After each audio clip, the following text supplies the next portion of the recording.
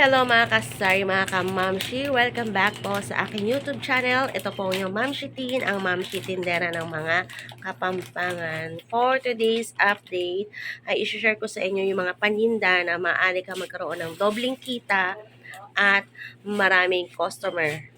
Bago ko i-share sa inyo yung mga paninda na maaari kang kumita ng doble, ay i-share ko muna sa inyo ang isang pinakamasakit na part ng isang nagtitindahan or may sari-sari store is yung ma-expiran ka ng iyong mga paninda. Kagaya nitong JMG coconut milk, ayan. So, na-expiran tayo ng isa. Ang bentahan ko din nito is 55 pesos. At ito na-expiran tayo ng Alaska kasi dati ito mabenta to. So, bumili tayo ng marami. Tapos, hindi ko na napansin na expired na pala to. Bali, tatlo to. Yung isa is pinainom ko na sa aking pusa.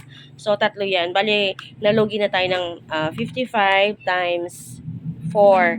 O, nalugi na po tayo ng 220. So, ayan po. Lagi ko pong ina-advise sa mga nagpaplano pa lang mag sari-sari store. Kailangan is kontrolin natin yung pamimili natin ng mga paninda, lalo na sa mga hindi fast moving, para hindi po tayo maabutan ng expiration. Kagaya po nito, may time kasi na itong items na to is mabenta. So, bumili tayo ng medyo marami, 5. Tapos, ito naman din, may time no na mabenta, so bumili tayo ng madami.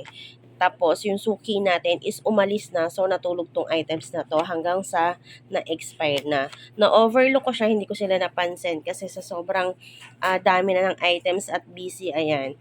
Kung hindi pa ako nag-check ngayong end of the year, hindi ko malalaman na ito naman yung na-expire ko. Pero, naging tuwa ko lang din at ang naging expire lang natin last year is eto lang, 4 lang. Hindi kagaya nung nag-umpisa akong mag-sari-sari store is sobrang dami kong na-expire na item. So, yung super lugi ako. So, ito pwede pa nating habulin sa mga iba nating paninda. Okay? Kaya ito, lagi kong advice sa inyo, huwag po tayong bibili ng maraming items, lalo na sa mga hindi fast-moving na item. At eto mga kasari, magre-repack ulit tayo ng paninda nating sugar. Ito yung light brown na mabenta sa atin, na light brown. At good news, ang ating sugar ngayon is bumaba siya. Dati siyang 3,100 per sako, ngayon is 2,800 na lang siya. So, ang binaba niya is almost 300. Mali, ang binaba niya is 3,1 less 2,8. So, bumaba siya ng 300 pesos. So, di ba, ang laking tipid. So, ngayon, bababaan na natin ang ating retail price. Kaya pala yung isang customer ko, nagtanong siya kung hindi pa ba bumaba yung ating sugar.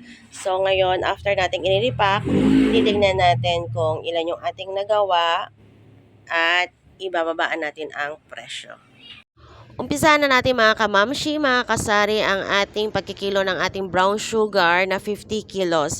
Bali, gagawa tayo ng 26 na tig 1 kilo at 46 na tig half kilo. Bali, 1/4 mga kasari, hindi ako gumagawa kasi hindi masyadong mabilis sa akin yung 1/4.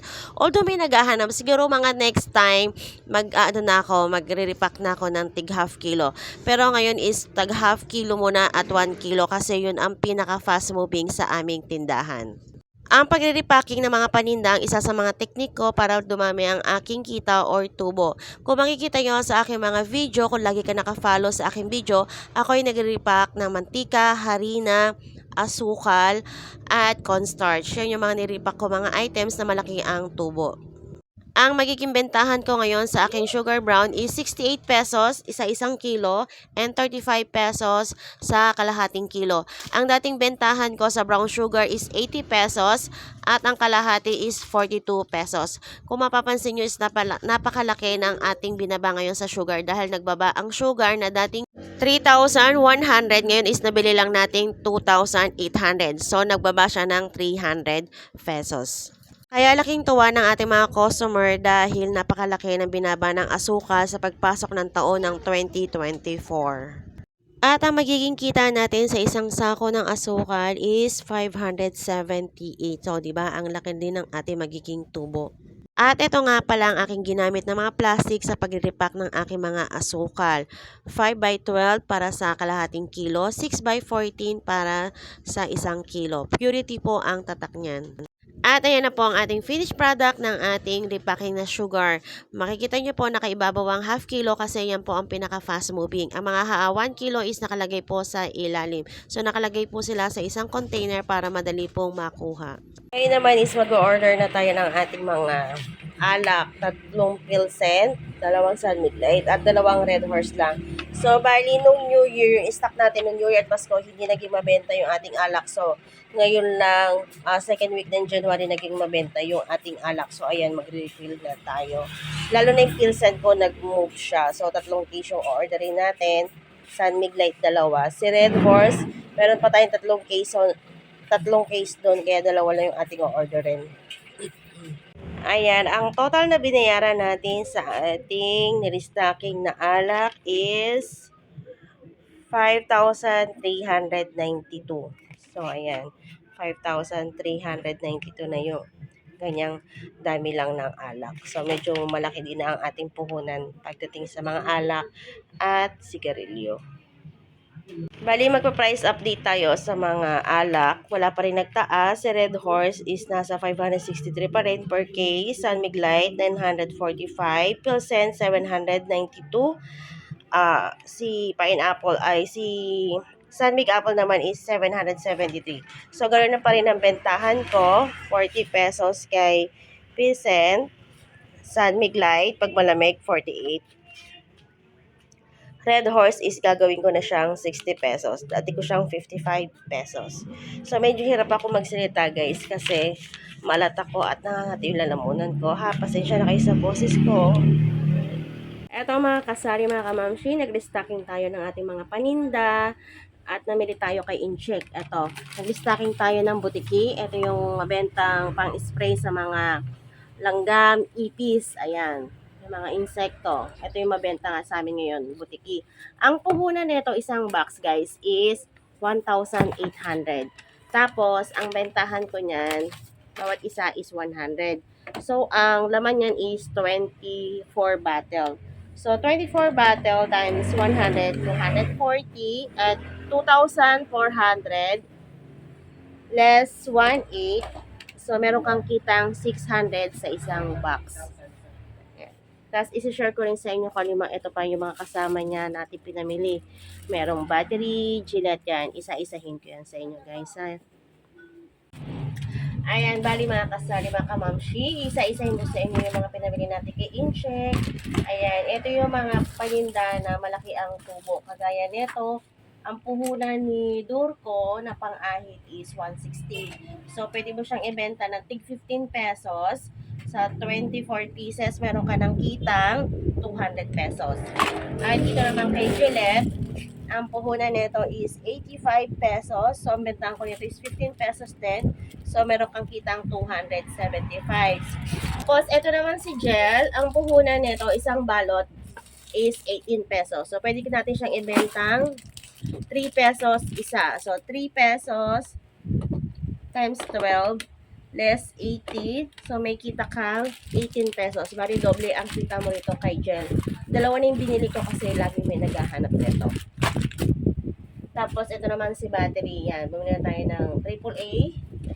Ito, alam ko dalawa binili ko nito eh. Ayan, si AAA. Bali, ang puhunan nila is 110. 20 pesos ang bentahan po. 20 times 20 times 10 plus 110. So, may kita kang 90 pesos per box. So, yan. AAA. Tapos, meron din tayo ng AA na King Ever. Yan. Dalawa rin binili natin. Bali, same price lang ang AA tsaka sa AAA kay Incheck. Tapos, bumili din tayo ng Everready. Bali, ang puhunan ni Everready, ganun din, 130 ang AA at AAA niya is 130. Same price lang sila. So, ito pwede mo rin siyang bentahan nito. 25 pesos. 25 pesos naman to per 4 pieces. Ayan. So, pwede na siya. 1, 2, 3, 4, 5, 10. Diba? 25 times 10 plus 130. So, meron ka nakita 120. Okay? Pwede rin naman siya sa 20. 20 times 10 less 130. So, meron ka ng 70 pesos per box. So, pwede rin siya sa 20 pesos. Okay? At ganun din si Everready na double tape. Kahit dito naman tayo, hindi na tayo ng electric tape kasi minsan may naghahanap. Ito, i-check ko pa kung magkano to. Electric tape. Ayan. Ito kasi ang bentahan ko nito 15 pesos. 15 pesos. So, sa kanila, magkano ang electric tape nila? Pareho lang din, no? Ay, hindi. Isang 100, isang 38. So, 1, 2, 3, 4, 5, 6, 7, 8, 9, 10. 15 times 10. Malaki din tubo dito, 38 pesos. So, meron ko itang tubong 112 pag 15 pesos. So, ito pwede mo siyang ibentang 20 pesos. So, 20 pesos, meron ka ng tubong 100 pesos. 1, 2, 3, 4, 5, 6, 7, 8, 9, 10. So, may tubo kang 100 pesos. So, doble ang tubo. At sponge. Meron tayong sponge. Dalawa rin binili natin kasi madaling maubos to. Ang bentahan ko kay sponge is ito naman di masyadong mahal. 10 pesos lang din. Ito may tubo kang bali 40 pesos. Kasi 12 siya. 2, 4, 6, 8, 10, 12. So 80 pesos ang puhunan niya. So may tubo kang 40 pesos. At bumili tayo na ang ito, lagi hinahanap ko sa atin panghuli ng daga. Ayan, bumili tayo ng 1, 2, 3, 4, 5, 6, 7, 8, 9, 10. 10, nagpunong kulay. Tapos, meron tayo. Ang puhunan nito is 10 pesos. 10 pesos. At itong si isa rin, flyer, 17 pesos. Ang bentahan ko nito is 25 pesos. So, 17 less 25, 8 pesos ang tubo. Tapos ito, pwede ko siyang bentang 20 pesos. Kalahati ang tubo. Ayan, guys. Malaki ang kita natin sa mga gantong panindahan at hindi madaling masira. At eto mga kasari, isi-share ko sa inyo kung magkano yung naging capital natin sa mga gantong paninda. Ang total na pinamili natin kay Incheck is 3,479. At ang maaari mo maging kita sa mga gantong paninda is 2,053 pesos. Diba? Ang laki din. Kasi sa mga gantong paninda, mga kasari, mga kamamshi, is pwede kang kumita ng doble.